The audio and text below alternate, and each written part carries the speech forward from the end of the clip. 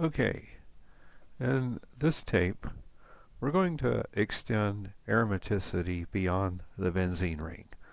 What do we know about benzene? It has 6 pi electrons in complete cyclic, and I would like to add another word here, planar conjugation. Okay?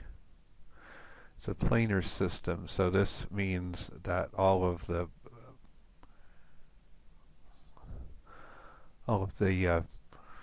double bonds and p orbitals are overlapping as they should. Okay, what about other completely conjugated or heavily conjugated molecules? First, let's look at cyclobutadiene. This is a 4 pi electron system in complete conjugation. Next, we'll look at 1,3,5-hexatriene.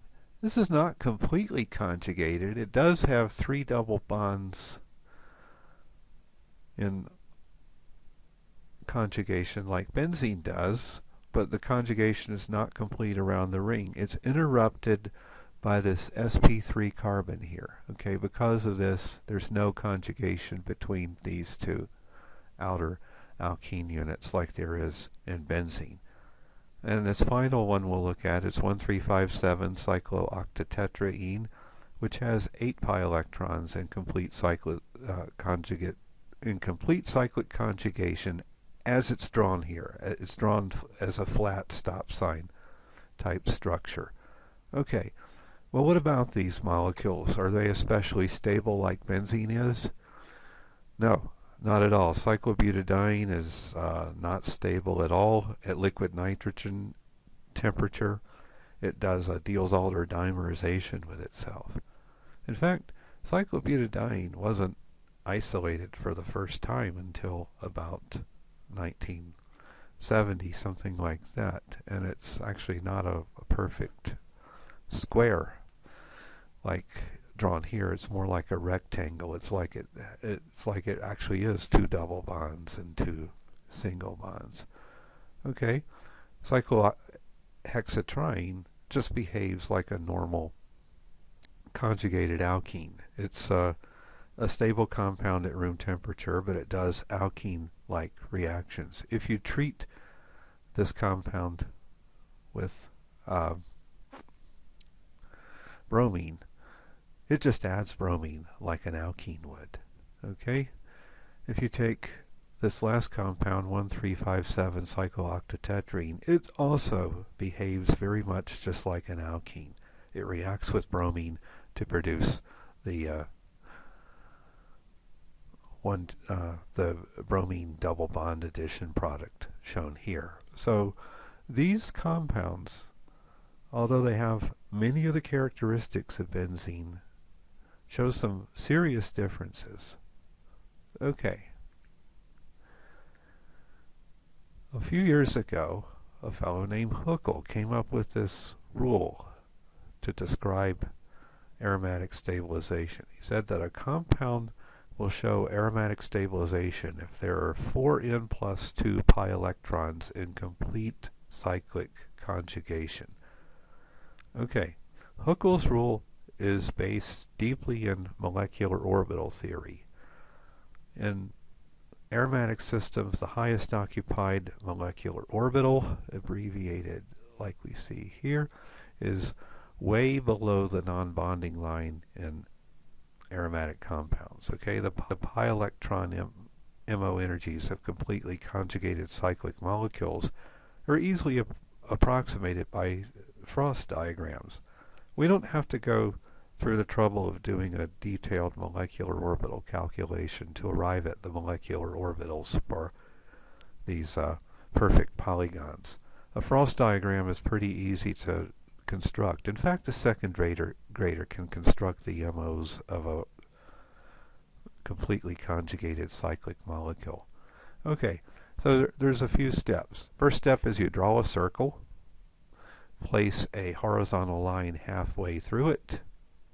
This line represents the non-bonding energy. Okay, and once we have the circle, we're going to inscribe the structure for the perfect polygon, vortex down. It is for benzene, and then we're going to erase the and we're going to actually next put little orbitals where the points of the polygon are, and finally we're going to erase the circle of the polygon and all these other things to make a cleaner diagram. Okay, so here we're going to compare benzene with a few other things. So right here are the molecular orbitals of benzene that we just arrived at in the previous diagram. Okay, how are these different from the other systems? Okay, this is 1,3,5 hexatriene right here. And we see with 1,3,5 hexatriene, the orbitals just stack right on top of each other. Okay, so there's nothing here. In case if your screen isn't all that well resolved, that's the difference between this compound and benzene. Okay, what we see here is that the distance below the non-bonding line here is a lot greater for benzene than it is for the non-cyclic system here. Okay, imagine that I had drawn the Frost diagram here. So hypothetically, this is the orbitals for cyclobutadiene. Cyclobutadiene, as you can see here, has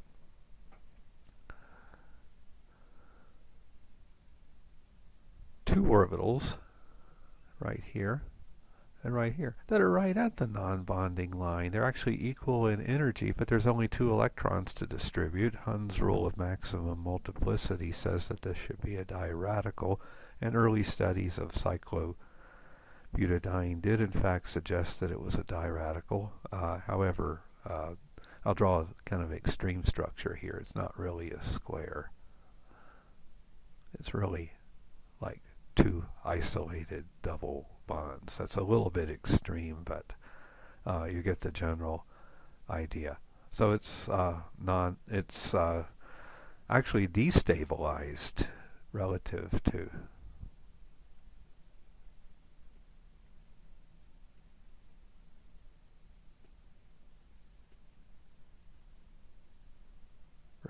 this compound. Look at where the highest energy orbitals that are occupied are in cyclobutadiene. Okay, and the last one we'll look at is a cation. This is a carbocation, but we'll discuss this in a few minutes here. But here's the Frost diagram. This shows aromatic character 2, and what you see here is that we have all of the electrons significantly below the non-bonding line. Okay, so aromatic systems like benzene and cycloheptatrienyl cation, highest occupied molecular orbital electrons are lower in energy compared to non-cyclic analogs. And this is generally observed when we have 4n plus 2 pi electrons in complete cyclic conjugations. In systems where there are 4n pi electrons, like cyclobutadiene, there's destabilization relative to the aromatic systems. Okay, we left out a parenthesis here, sorry.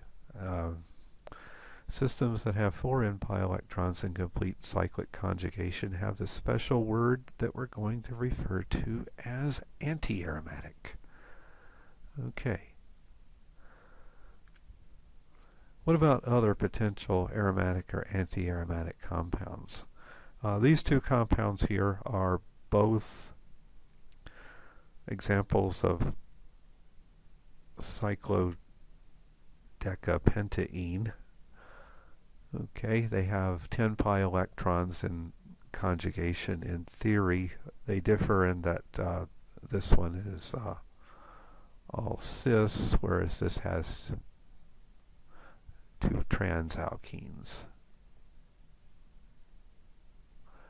Well, neither of these compounds shows aromatic stabilization. This is because they're not planar. The problem with these compounds is that these 2 hydrogens in the trans isomer are bumping into each other quite seriously. Because of this, the molecule deviates from being planar, and as a result,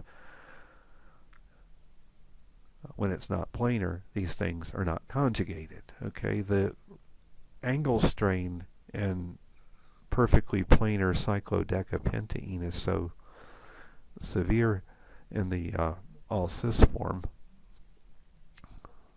okay, that it also adopts a non-planar geometry, and is the net result is it doesn't show any special stabilization like benzene does.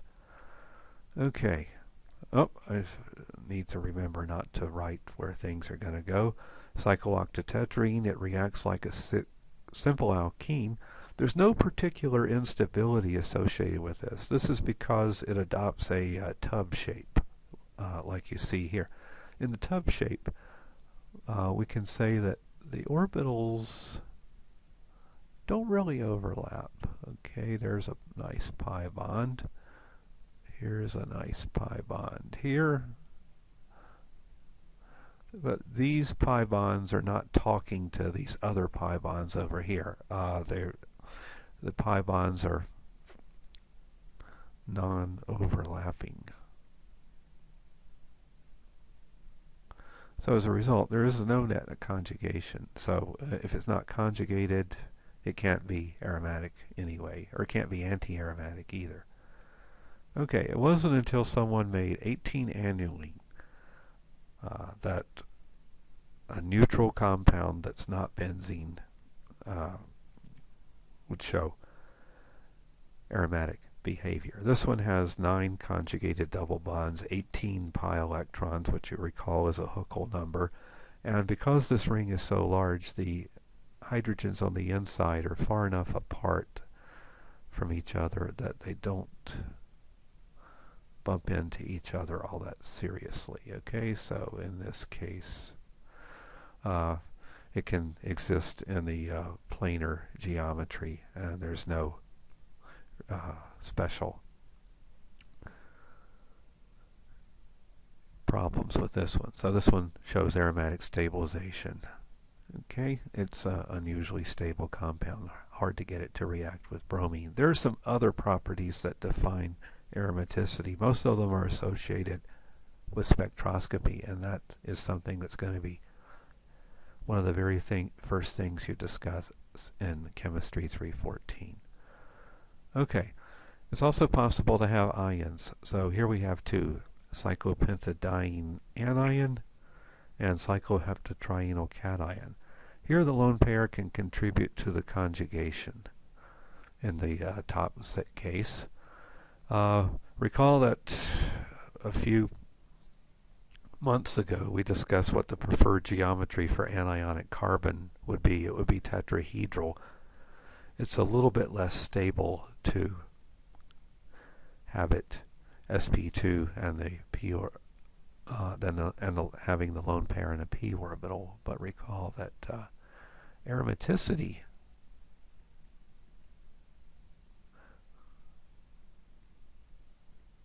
gets you approximately 150 kilojoules per mole. Okay, so undergoing a minor geometry change for this anionic carbon is really a tremendous advantage. It gets back a lot more energy in the form of it being aromatic. Okay, so let's look at this compound right here. This is cyclopentadiene anion drawn with its orbitals. You recall from the definition of resonance that resonance structures differ by placement of electrons, not placement of atoms.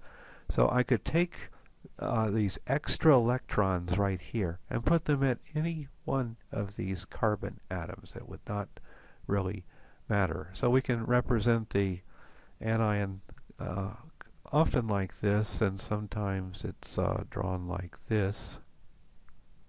Okay, we haven't really discussed that much about the acidity of hydrocarbons yet. That's a bigger topic in Chem 314, but the way this compound is made is just simply by treating cyclopentadiene with KOH. The pKa here is about 15. Okay, so the acidity here is comparable to water. So we say that because the resulting anion that you get is aromatic, we have a very high degree of acidity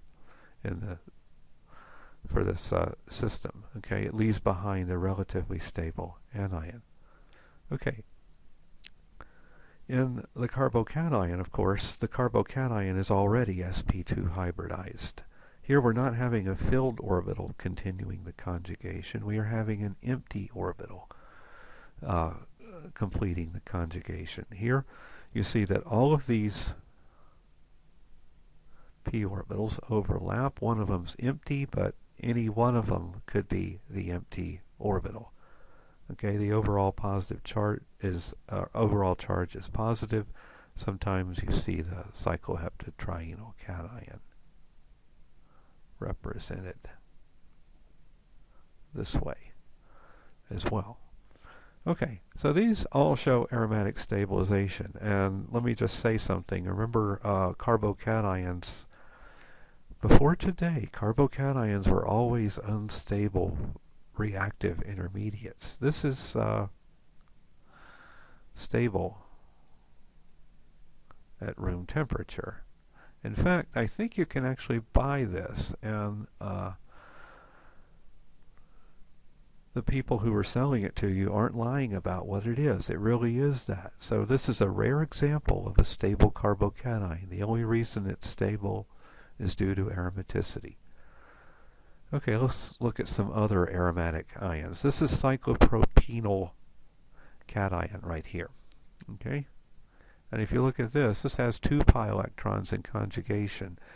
2 is a Huckles number where n is 0. 4 times 0 plus 2 is 2. So this is also aromatic. This is a dication of cyclooctatetraene. This has 6 pi electrons, and as you can see, this is also an aromatic system. Okay, neither of these compounds here are particularly stable, but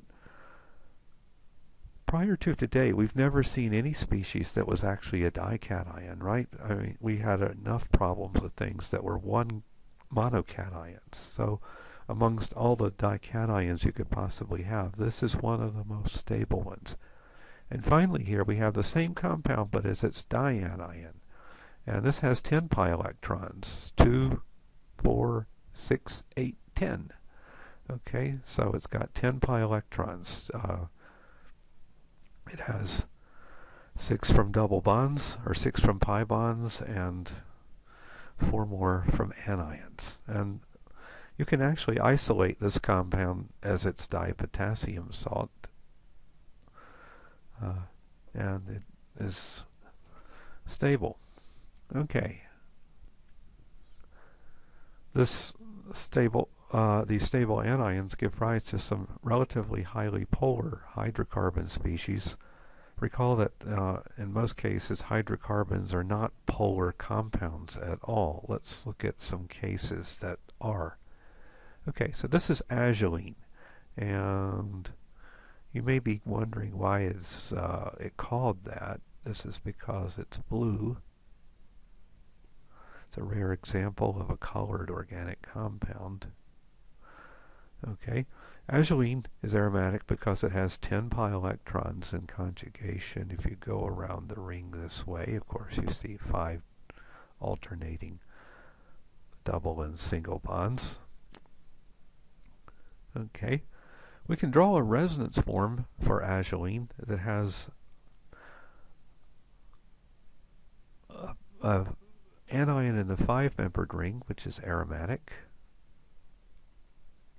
and also a cation in the 7-membered ring, and this is aromatic. Chalcocene is another example of an unusually polar hydrocarbon. Okay, in chalcocene you can draw a resonance form where You have the cyclopropenium cation, which is 2 pi electrons, aromatic, and this, of course, is 6 pi electrons. So both rings here are aromatic. So aromaticity, as you can recall, is a very strong stabilizing influence, and normally we do not draw resonance structures for double bonds that are the dipolar resonance forms where you have like a cation beside an anion, but aromaticity is such a strong influence that that becomes a reasonable resonance form in these cases. And these are, again, rare examples of highly polar hydrocarbon molecules. Okay, this is a classic type of problem that you might see where aromaticity is manifested. And for a lot of these problems, I can tell you that when you do the question, when you answer the why part, it's almost always the same for all of them. You're going to say, the one I like is aromatic, and all the others aren't. Okay? So let's look at this. So what do we know about SN1 reactions? Well, SN1 reactions involve carbocations. Okay, so the very first step in each of these is going to be dissociation of the halide, okay, and leaving behind a carbocation. All right, so let's look at the carbocations we get. All right, that one's pretty good, isn't it? It's stabilized by resonance. 2 double bonds are stabilizing it. You can draw lots of nice resonance structures, so that's not bad. This one isn't that good because it's anti-aromatic. It's actually the one above it. We'll say this one is just non-aromatic, and this is anti-aromatic. Okay, I've already gotten the word anti-aromatic written there. Okay, this one is aromatic, and this should be the very stable carbocation. We've actually seen it, and I told you it's stable at room temperature. The last one is one of our favorites from the past. It's the tertiary carbocation, but of course tertiary cannot compare with aromatic. Okay, so C is the fastest because the carbocation intermediate is highly stabilized due to aromaticity, and it's easily formed. The rate determining step in SN1 reactions is always carbocation formation, so C is going to occur at the fastest rate. If we had to rank them, it would be C faster than A, faster than D, faster than B, which would really be very slow. Okay? All right. And this is a typical kind of problem where aromaticity manifests itself. Okay, so this is where I'm going to stop this tape so I don't make any one tape too long. But we'll continue with, there's one more tape after this one where we're going to talk about heterocyclic aromatics, where we're going to start putting oxygens, nitrogens, and sulfurs into the system. Okay, so this is where this one will end.